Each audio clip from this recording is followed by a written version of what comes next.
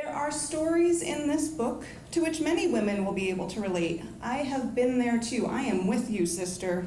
There are stories in this book that are meant to inspire strong women being powerful. There are stories in this book of heartbreak and regret that cry out for change. If only I hadn't. If only I could have. If only I did.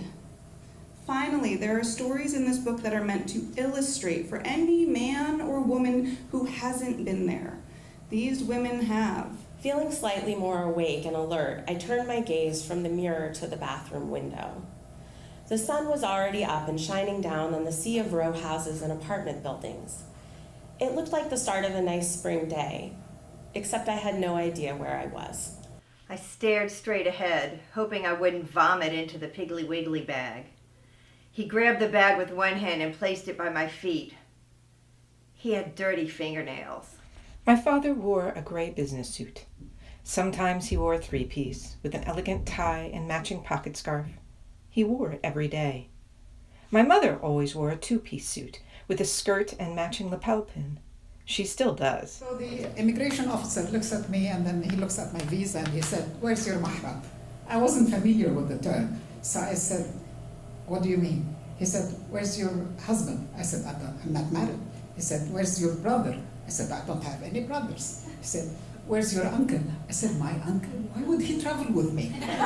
When she speaks, she picks up another cookie to roll, and she's not angry with me, she's sad that I don't understand the complexities of love. And I say, love just sounds like a name you give to the reason you let someone throw you at a radiator. And she leaves with the cookie, and for 6 months her parents can't find her, the police can't find her, I can't find her. I didn't want to be afraid in Shenandoah, even though I was, of strange men, of bears, of fear itself. I decided that if I was going to be afraid, I might as well carry the fear with me. Maybe, I thought, I would gain something by gathering the things that scared me closer, rather than pushing them away. Then he stood up and came out of the bushes where he had been hiding, and my heart broke. He was disheveled and unshaven, his eyes were dilated, and he looked around nervously. He quickly got into the car. I put my hand on his arm and told him that he was okay. I couldn't begin to understand what he was going through, but I also knew that I couldn't continue to go through it with him, and I was horrified by what kind of person that made me. I'm going to start to tell him why we're there, and he throws his hand up and says, "You can just stop. We're one big happy family down here. You can't let a couple of malcontents ruin what we've got going on." My mother doted on younger brother, who closely resembled her side of the family. My father favored older brother, who was pretty much his mini-me. The favoritism was even hardwired into my brother's names. Older brother's middle name is Dad's first name. Younger brother's middle name is the masculine form of Mom's first name. As the middle child and the only girl, I wasn't named after anyone. I was no one's favorite and everyone's scapegoat. With my head spinning, I recounted my encounter with Dr. Oliver. I touched the skin on the back of my hand. Maybe he has a point.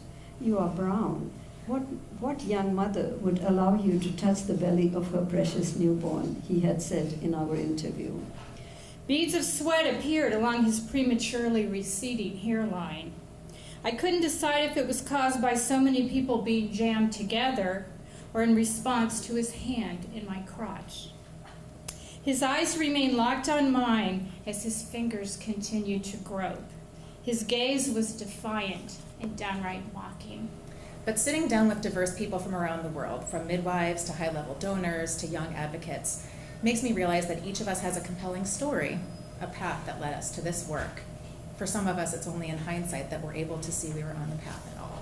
We shouldn't have to smile and smooth things over. We shouldn't be quiet. We are women. Let us roar.